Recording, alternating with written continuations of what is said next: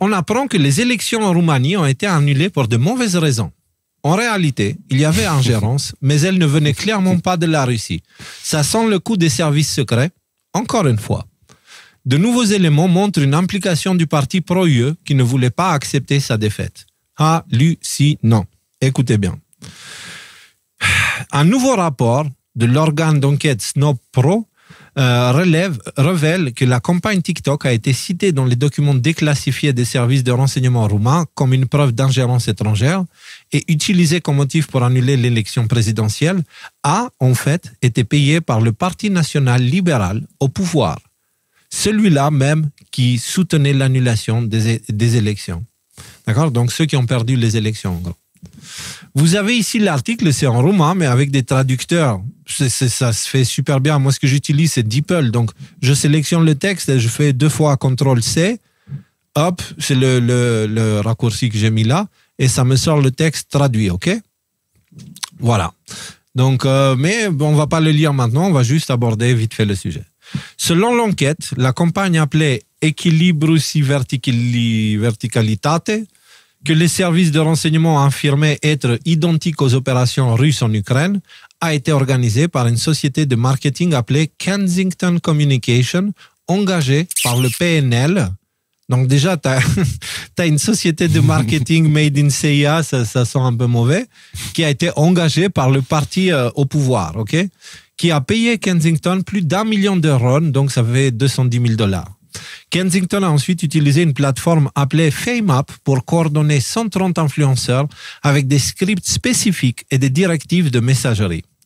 Les documents déclassifiés des services de renseignement se présentent donc sous un jour entièrement nouveau. Ce qu'ils ont présenté comme une preuve d'ingérence étrangère était en fait une campagne payée par le parti au pouvoir. Ce même parti a ensuite soutenu l'utilisation de ces allégations d'ingérence étrangère pour annuler une élection qu'il était en train de perdre. Waouh! Et ils se sont pris à leur propre jeu. Voilà. Non, mais c'était même, je pense que c'était voulu. Plus étrange encore, face aux journalistes, Kensington Communication a d'abord nié avoir utilisé le hashtag, mais a ensuite admis avoir créé la campagne pour le PNL, le parti au pouvoir, affirmant qu'elle devrait s'appeler Equilibrus Seriositate et qu'elle a été changée en Equilibrus Verticalitate sans qu'ils en aient été informés. Oui, c'est vrai.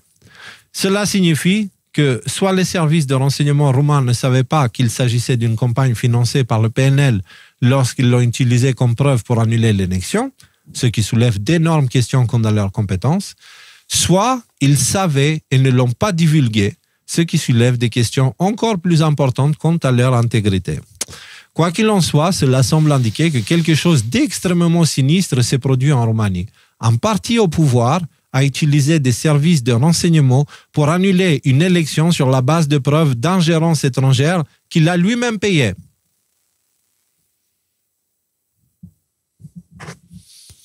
Cela vous rappelle quelque chose? Suivez mon regard.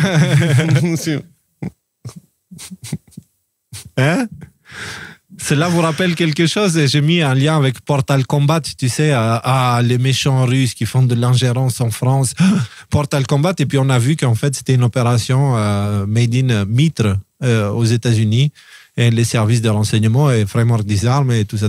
Et donc, du coup, tu penses que c'était une... Bah, par exemple, il voulait faire monter ce candidat qui est Colin Georgescu, qui était sur la scène politique, c'était un peu pas grand chose. Et il voulait le faire monter pour prendre les votes à celle qui a fini la seconde au premier tour, juste pour conserver le pouvoir.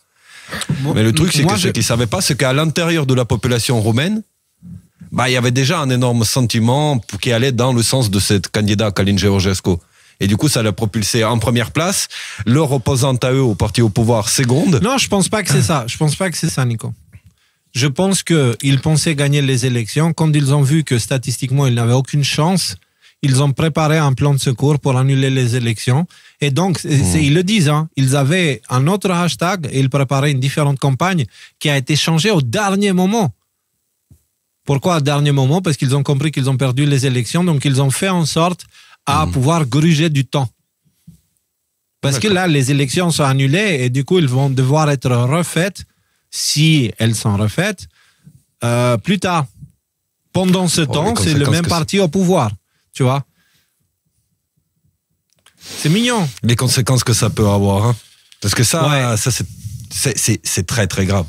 C'est très, très grave. Encore, le Deep State était vachement super bien installé aux États-Unis. Un peu moins en Roumanie, ce sont des pays qui sont gérés un peu, tu vois, de plus loin.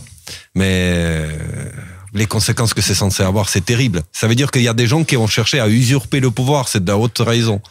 Non, mais c'est pire que ça. C'est qu'il y a une complicité étrangère parce que qu'est-ce qui soutient l'UE depuis le début? L'ingérence russe. Ouais. Donc ça veut dire c'est même pas le parti au pouvoir qui est en manette et qui tire les ficelles. Ça vient d'au-dessus. Encore une fois, c'est l'OTAN qui veut garder ses pions, etc., etc. Et c'est pour ça que tu as tous les médias de l'Union européenne qui étaient ingérence russe, c'est pas bien, Le Parlement européen aussi qui crée un scandale et tout, alors que c'est eux-mêmes qui étaient en train de faire l'ingérence, tu vois. Et c'est toujours comme ça avec eux. C'est toujours comme ça avec eux. Tout ce que vous voyez dans les médias, en général, si vous pensez le contraire, vous êtes plus proche de la vérité que si vous les écoutez. Et ça, pour vous prouver que c'est vrai, investissez votre argent. Si vous avez de l'argent et que vous voulez jouer à la bourse, faites l'exact opposé de ce que les médias vous disent. Il y a beaucoup plus de chances que vous finissez en positif que l'inverse. Tu vois? Il y a même des certitudes parce que les médias, ils sont pas là pour nous informer, et si nous informer, nous former à l'intérieur, nous manipuler en gros. Voilà.